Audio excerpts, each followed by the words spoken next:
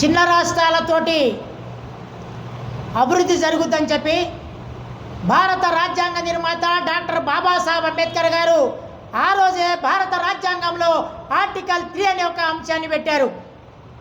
ఆ ఆర్టికల్ 3లో భాగంగానే తొలి దశ మలి దశ ఉద్యమాలు జరిగినాయి. ఆ తొలి దశ మలి దశ విద్యార్థులు అమరవీరులు వారి సాక్షిగా ఆ రోజు ఉన్నటువంటి ప్రభుత్వాలు తప్పదు ఇక తప్పని పరిస్థితుల్లో తెలంగాణ రాష్ట్రం ఇవ్వాల్సిందని చెప్పి ఈ రాష్ట్రాన్ని విడగొట్టాలని చెప్పి ఆ రోజు తీసుకున్నటువంటి నిర్ణయాన్ని ప్రజలందరూ కూడా స్వాగతించారు. అదేవిధంగా మరి ఏదైతే తెలంగాణ రాష్ట్రం కోసం ఉద్యమాన్ని చేసినటువంటి ఆ రోజు ఉద్యమ నేతలు ముఖ్యమంత్రులు అయితే తెలంగాణ సామాజిక తెలంగాణ వస్తుందనుకుంటే దొరల తెలంగాణ వరకే ఆగిపోయింది.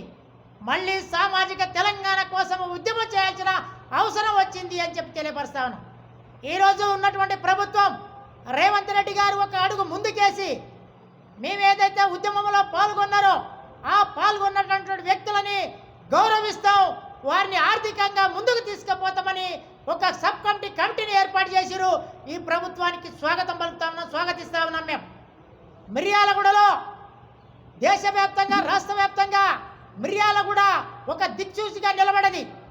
ఆంధ్ర బార్డర్లో గోడలు కట్టడం అయితేంది, డెల్టా నీళ్ళను ఆపడానికి పాదయాత్రలు అయితేంది, సకల జనుల సమ్మె అయితేంది, మిలీనియం మార్చ్ అయితేంది, అనేక రకాలుగా మిర్యాలగూడ కేంద్రంగా జిల్లా వ్యాప్తంగా ఎక్కడికి జరిగినటువంటి కార్యక్రమాలు మిర్యాలగూడ ఉద్యమ నేతలు ఉద్యమకారులు ప్రజలు మొత్తం కూడా ఉద్యోగస్తులు మమేకమై చేసినటువంటి కార్యక్రమంలో మరి తెలంగాణ రాష్ట్ర ఆవిర్భావ దినోత్సవం రోజు మిర్యాలగూడలో మరి బత్తుల లక్ష్మారెడ్డి గారు మరి ఊర్లోకి బైపాస్ పోయింది కాబట్టి మహానేతల విగ్రహాలని తొలగించాలని కేంద్ర ప్రభుత్వం ఆదేశించిన తర్వాత వారు మున్సిపల్ కాంప్లెక్స్ ఆవరణలో మరి డాక్టర్ బాబాసాహెబ్ అంబేద్కర్ గారి విగ్రహం, జ్యోతిరావు పూలే గారి విగ్రహం, అదే మహాత్మా గాంధీ గారి యొక్క విగ్రహాన్ని మరి మున్సిపల్ కాంప్లెక్స్లో మరి రేపు నెలకొల్పబోతా ఉన్నారు.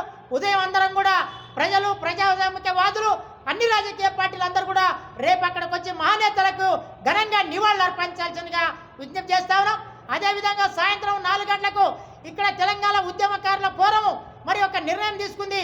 ఇదైతే తెలంగాణ రాష్ట్రం కోసం ఉద్యమాలు చేసినటువంటి కుల సంఘాలు, ప్రజా సంఘాలు, రాజకీయ నాయకులు అన్ని మతాలకి ప్రాంతాలకు అతీతంగా అందరూ రేపు ఏదైతే ఉద్యమంలో కీలక పాత్ర వహించినటువంటి వాళ్ళందరూ కూడా విలేకరులకు, ప్రింట్ మీడియా, ఎలక్ట్రానిక్ మీడియా వాళ్ళకు కూడా తొలి దశ మలి దశ ఉద్యమాలు చేసిన వాళ్ళందరూ కూడా గుర్తించి వాళ్ళ ఫోటోలతో ఒక మెమోటో తయారు చేసి ఒక మెమోటోని అదేవిధంగా ఒక శాలువా, ఒక దండ, ఒక వీడియో, ఒక ఫోటోతోటి వాళ్ళని ఘనంగా సన్మానించడానికి ముఖ్య అతిథులుగా మరి మిర్యాలగూడ శాసనసభ్యులు లక్ష్మారెడ్డి గారి సౌజన్యంతో ఈ కార్యక్రమాన్ని నిర్వహించబోతాను.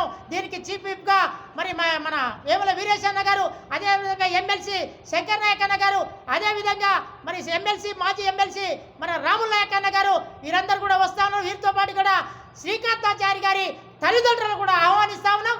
ఉద్యమకారుల యొక్క ఎవరైతే తల్లిదండ్రులు వాళ్ళందరూ కూడా గౌరవిస్తా ఉన్నాం. రేపు అందరూ కూడా 4 గంటలకి మన అమరవీరుల స్తూపం దగ్గరికి రావాల్సిందిగా విజ్ఞప్తి చేస్తూ మా యొక్క చిరు యొక్క సన్మానం చేస్తా ఉన్నాము. మేము ప్రభుత్వాలకి ప్రతిపక్షాలకి అందరూ కూడా ఆహ్వానిస్తా ఉన్నాం. మాజీ ఎమ్మెల్యేలు, మాజీ మున్సిపల్ చైర్మన్లు, మాజీ కౌన్సిలర్లు, అదేవిధంగా ప్రజెంట్ కౌన్సిలర్లు, ప్రజెంట్ సర్పంచులు, వార్డు మెంబర్లు, ఆల్ రాజకీయ పార్టీలు అందరూ కూడా రేపు అక్కడికి రావాల్సింది. అందరికీ పేరు పేరున హృదయపూర్వక నమస్కారాలు తెలియపరచుకుంటూ మిమ్మల్ని అందరినీ ఆహ్వానిస్తున్నాం. రేపు సన్మానాన్ని పొందాల్సింది విజ్ఞప్తి చేస్తాను. ఇంకా ఎవరైనా మర్చిపోయింటే, మీ ఫోటోలు రాకపోయింటే, మీ పేర్లు రాకపోయింటే మీరు దశరథ నాయక్ గారికి మీ ఫోటోల్ని, మీ ఫోన్ నెంబర్తో వారికి సమాచారం అందించాల్సిందిగా విజ్ఞప్తి చేస్తాను. ఎవరు కూడా అన్యత భావించకుండా మీకు ఫోన్ చేయకపోయినా ఇప్పుడు ఏదైతే ప్రెస్ మీట్ ద్వారాగా మిమ్మల్ని అందరినీ ఆహ్వానించినట్టుగా భావించి మాకు ఫోన్లు చేసి రావాల్సిందిగా మీ అందరికీ పేరు పేరున ఉద్యమ జయ భీములు తెలియపరచుకుని ముగిస్తామన్నాను. జై భీమ్, జై అంబేద్కర్.